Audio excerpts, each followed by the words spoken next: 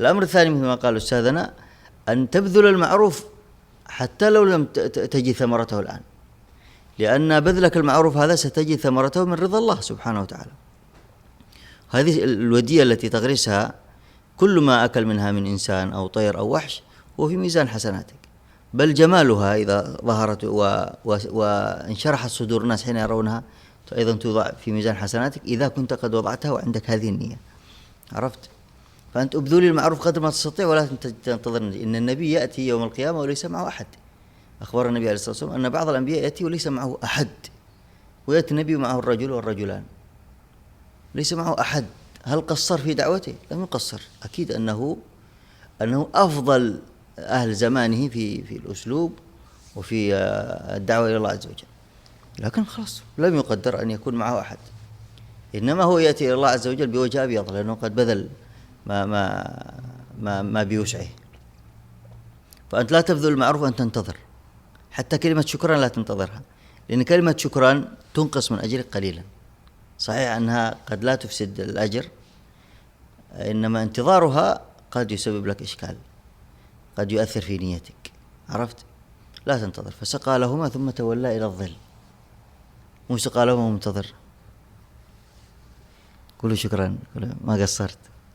لا، سقى ثم تولى إلى الظل فقال ربي لا يسأل الناس ولا يريد منهم شيئا، إني لما أنزلت إلي من خير فقير. فجاءه الخير من الله سبحانه وتعالى. نعم. ففكر في هذا كثيرا. والشيء الأعظم من ذلك أن تفعل المعروف ثم تجد من الناس نكرانا للمعروف الذي فعلته وإيذاء. هذا الإيذاء والنكران أحيانا يكون لصالحك، هو مزعج لكنه يخلصك لله تماما. ما الذي بذله الإمام البخاري رحمة الله عليه في سبيل الله عز وجل؟ بذل بذلا عظيما جدا، لو لم يكن إلا أنه أخرج لنا صحيح، فضلا عن التاريخ والأدب المفرد وبر الوالد وغيرها من الكتب الكثيرة التي ألفها البخاري وانتفع بها الناس كثيرا. البخاري إمام عظيم جدا، لا يزال الناس ينتفعون منه إلى اليوم، ولا يزال أعداء الله يعني حانقين عليه إلى اليوم. كيف مات في الشارع، مات وهو متهم بالكفر ومات في الشارع في ليلة عيد الفطر رحمة الله عليه. شيخ الإسلام ابن تيمية رحمة الله عليه كم بذل من أجل إصلاح عقائد الناس وعباداتهم ومناهجهم، وتعب في ذلك تعبا كثيرا، ودخل السجن مرات كثيرة، وآخرها مات في السجن شيخ الإسلام ابن تيمية.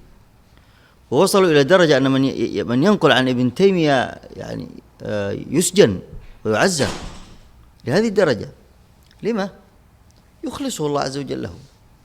فهو مو دائما لما تفعل الخير تلقى الشر، لا، لكن قصدي أنه قد تبذل المعروف ولا ترى من الناس جزاء. أحسن شيء وأريح شيء لبالك أن تبذل المعروف وأنت تنتظر الثواب من الله فقط، من الله وحده، لأنه هو الذي يرفعك وهو الذي يضعك، هو الذي يضحكك ويبكيك وهو الذي يرفعك ويضعك سبحانه وتعالى.